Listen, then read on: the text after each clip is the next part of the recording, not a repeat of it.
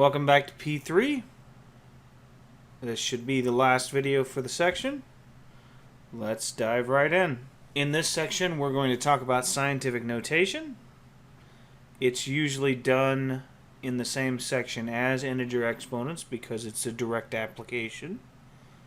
We won't use this much in our class, but you'll see it a lot if you ever take a chemistry class. Scientific notation is just a notation used to represent very large or very small numbers. So like if you wanted to talk about the size of an atom or a molecule in units that we're more familiar with, like meters, then you'd want to use scientific notation to get an idea of just exactly how many meters or centimeters it would be long.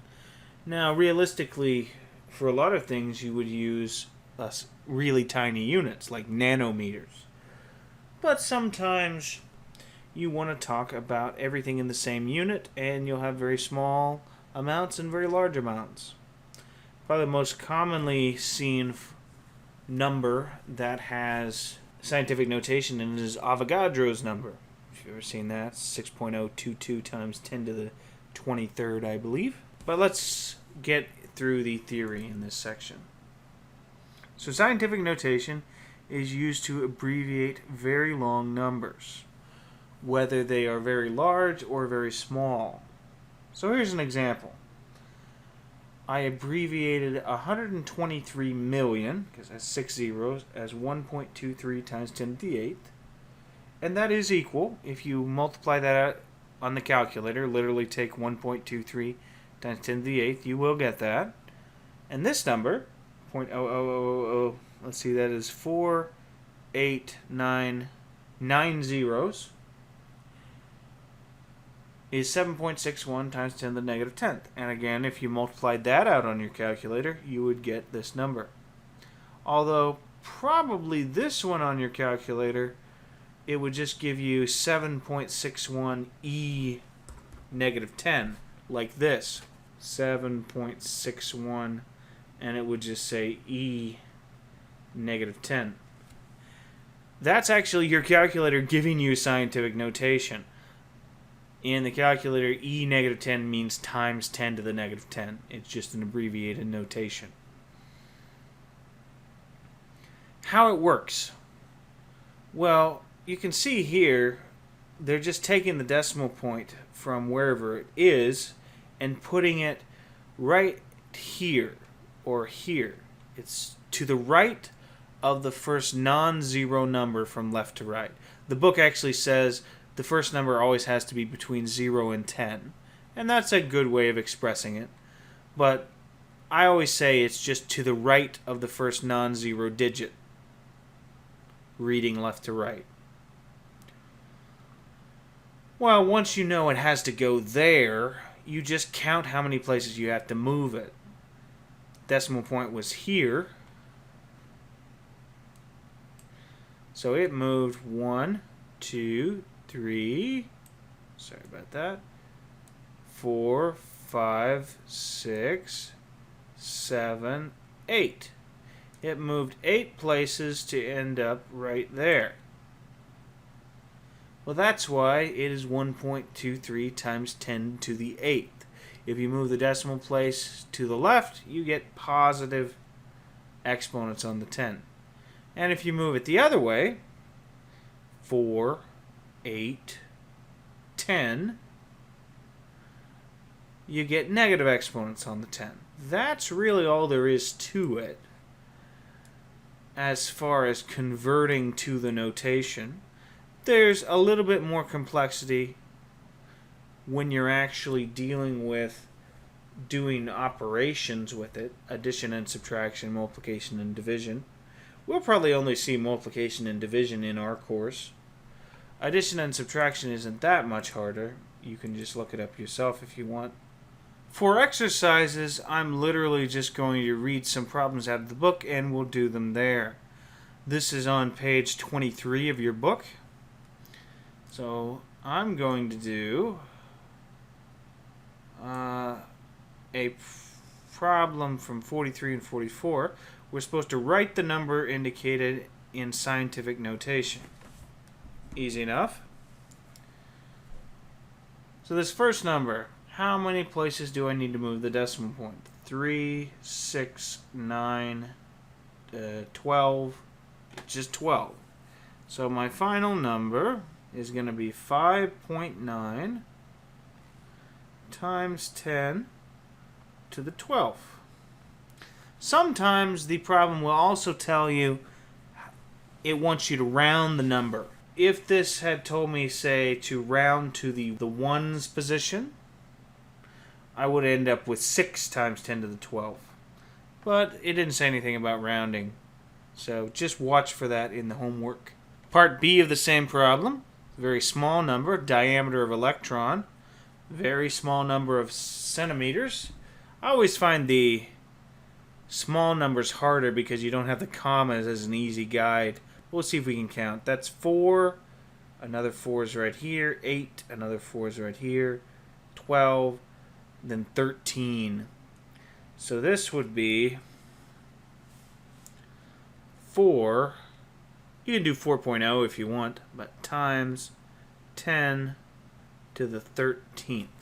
Almost every semester a student asks me if this is a typo. It is not. A billion billion. Well, a billion is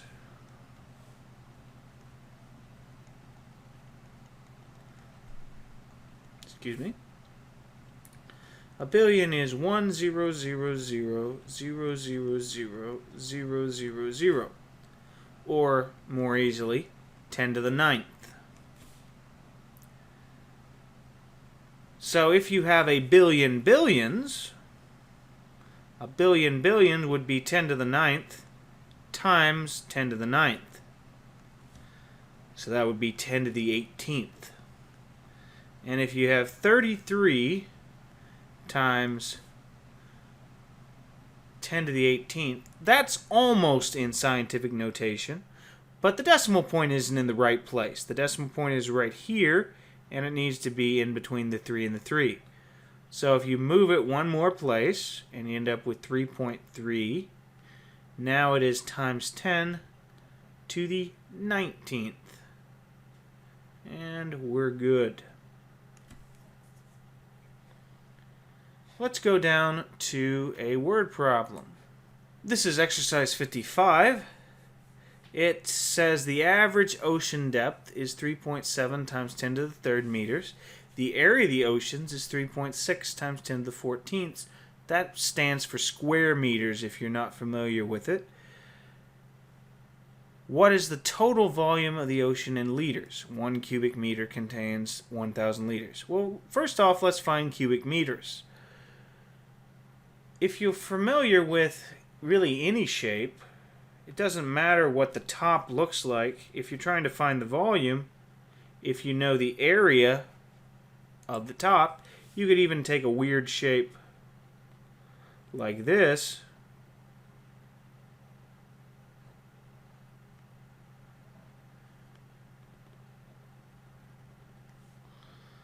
Oh, now I've got it.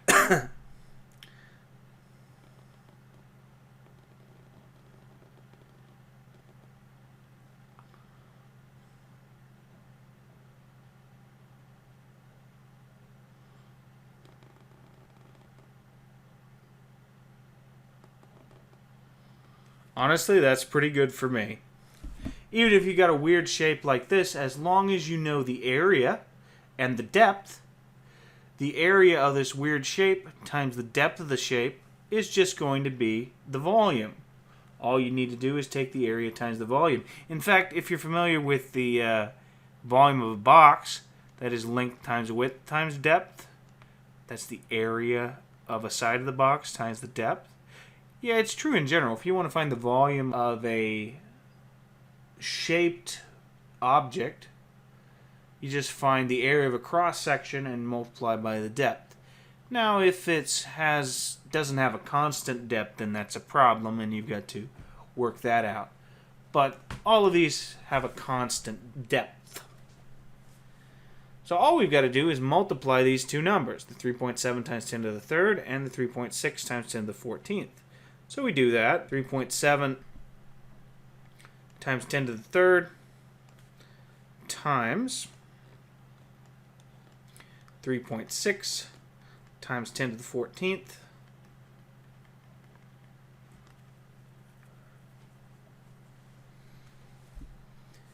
and because of the commutativity of multiplication, it doesn't really matter which parts I multiply. I can reorder, so I'm going to multiply the 10 to the third times the 10 to the 14th. That'll get me 10 to the 17th. And then 3.6 times 3.7 I'll do in the calculator. Clear. 3.6 times... I should just use the numpad on this, it's easier. But just so you can see my key presses, times 3.7 is 13.32. So I have 13.32 times 10 to the 17th. Now note a couple things here. First off, this is in cubic meters, and I am going to have to convert to liters. Also, this is not in scientific notation. Scientific notation, I need the decimal point here. So I move it one more place, 1.332. Now, if you're not sure quite whether you're going to be subtracting or adding 1 to this number, well, if you think about it, to move the decimal place 1 to the left, you have to divide by 10. But I want the number to still be the same, so if I divide by 10, I've also got to multiply times 10. So I just divide this part by the 10 and multiply this part by the 10, and I end up with times 10 to the 18th. That's generally what I do if I'm not quite sure which way I'm going with it. So it's 1.332 times 10 to the 18th. Now, need to convert to liters. Every cubic meter has 1,000 liters in it. So I'm going to take my number of cubic meters, which is 1.332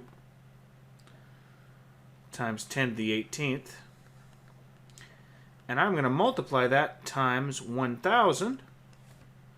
But since 1,000 is just 10 to the third, 10 to the third times 10 to the 18th, I can just add their exponents. 10 to the 21st, and that will be my answer.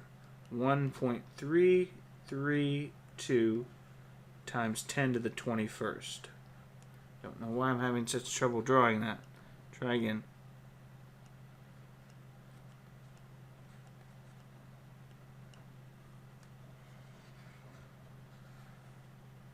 Okay. That's a multiplication of numbers in scientific notation. If you were doing a division, like for example, 54. The speed of light is about 186,000 miles per second. Use the information in exercise 44A. The information in the 44A says the distance to sun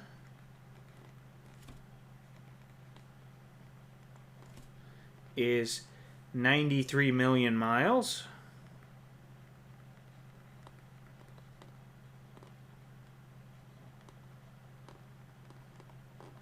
So let's convert that to scientific notation real fast.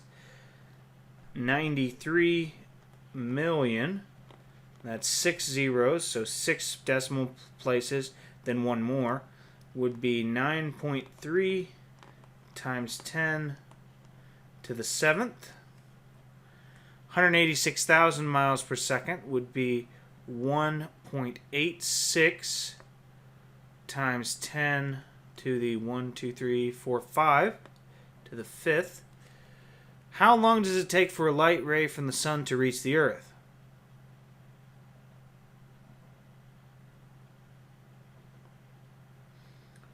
So distance equals rate times time. We want to solve for time.